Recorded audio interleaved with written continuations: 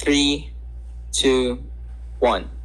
The point of empowerment presupposes the need to break a glass ceiling. This debate deals with the macro, not just on the individual level. And this is what makes us unique from OG and to some extent all the other benches here. We believe in OG's sentiments, but will provide the necessary analysis for a lot of the most important impacts to accrue in this debate, right? So, 3 responses before we move.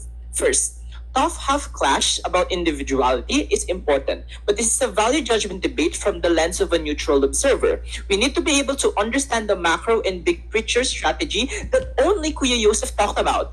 Opening half was focused on the individual, but we leveled this debate up principally and strategically towards the heart of empowerment for the social movements. The reason this is important is because if we try to just nuance this on individuality, there are many different things that make people desirable. There are many different things that make people empowered. At the point at which you try to define those things, it's going to be incredibly vague. We're the only one that provides a concrete change or a concrete defense of what the motion actually answers or questions. Second, opposition bench, even CO, oversimplifies this debate as, oh, on op, you are 100% like, and on gov, you are 100% dislike. Guys, people in social movements have brains, and on both sides, there are degrees of being liked and disliked. That is outside the debate. This debate is whether or not the pursuit of desirability, and not just desirability in a vacuum, is compatible or congruent with the definition of empowerment that Kuya Yusuf said. Third, Sio talks about rich political elites. This is exactly where these rich and famous people need to be grounded and have the courage to not just use their money and influence, being able to deal with the realities of what happens and not just resting on their laurels and privilege is where we can see these people for what they believe and stand for, and not just their money or influence. Because we just have to ask, how does the pursuit of desirability look like on CO? Buying friends, using your money and influence to try and fit in. You are able to stand out and be the change you want if you are so caught up in fitting in. On op, you continue to be a people pleaser, which is bad and undermines what you want. Clarifications then, right? We already described how this is a truth value debate, right? I think panel, you need to note that this deals with the macro better because this is higher burden and it's the highest marginal change. Second, standards of desirability do not pop out of nowhere. They are constrained by whatever dominant groups exist. This is conceded on even by both opposition sides, that whatever things we do is contingent on if we're going to be liked. Meaning then that the way at which they want to be desirable is contingent on the conditions that these people set, right? And lastly, this debate is about the core of what it truly means to hold the belief of empowerment, which is about breaking the glass ceiling and threshold. Parenthetically, the nuance here is on the pursuit of desirability and not just being coincidentally desirable by the virtues that you push forward. In itself, we claim that the pursuit necessitates putting it within pedestals, which means that you are locked on the cycle of being centrist on your ideals to the point that you don't have any clear sense of belief at all. If you cannot carry your position beyond the center, then you do not have a real sense of belief at all, only a diluted attachment to what is socially permitted. That's not what empowerment is. Empowerment in itself is not just feeling good. That's why top half material is kind of bad, right? Empowerment pertains to your capacity to be able to gain freedom from coercive structures and take control of your autonomy. This is literally the definition that you can see in any dictionary, right?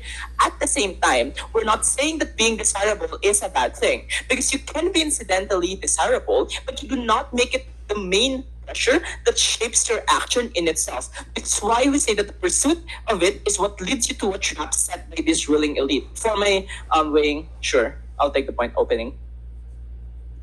I'm not sure why a large majority of people can't still follow our narrative. So a large majority of followers can still be like, can still pursue to be liked and hence be a part of the movement. But rather we preemptively deal that some amount of change makers can still exist and talk about their subset of... I got it.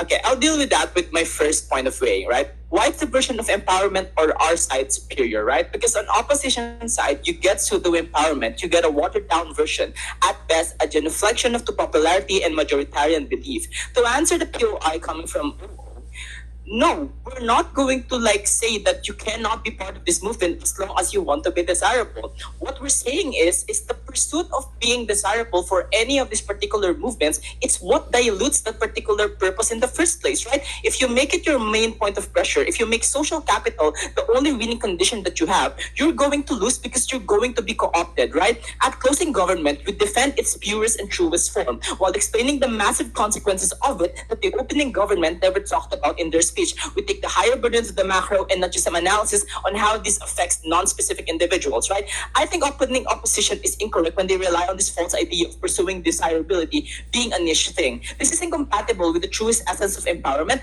breaking a threshold, right? PLO's critical mistake is just this wrong characterization on the pursuit of desirability. If you're just picking a niche, what do you actually change? How do you empower yourself? At worst, you stumble into an echo chamber. Let's first clear up this idea of the individual, because this is something that is weird to all sides except us, because this is largely not important than the macro, right? Simply, when you confront to the pursuit of desirability, to empower yourself, you're just going to go with whatever trend makes you desirable, right? At the same time, this gym illustration is weird, right?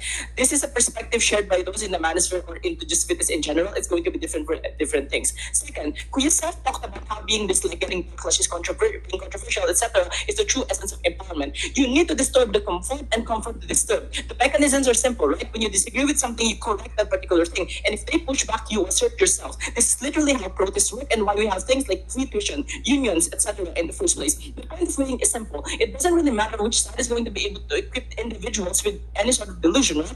It's about who defends the point of empowerment better. Notice that the cases of the entire outline is just being able to get enough buy-in to trigger whatever you need to be empowered. The process of which you get to that buy-in is where you get things like performative meals in the feminist movement, for like people like Tucker Carlson being anti-Israel, or radical liberal like Destiny cosplaying as a leftist, etc. Syria is losing because social empowerment is not empowerment at all. You don't have any long-term leverage on their side. And how does becoming desirable happen on outside best better? They are also right in questioning how becoming desirable might be an end result of any particular effort. But you become desirable on outside when your empowerment is sincere, genuine, and legitimate. Women being able to vote happened because the pioneers of the movement did not conform to the patriarchal ideal of men always being in charge. Conclusion, we're debating the doses debate to the idea of how the pursuit erodes and undermines the movement, not by the fact that desirable is not good. And second, we're the only team that explain why defending the principle of empowerment is the most important thing in this truth value debate. You're here.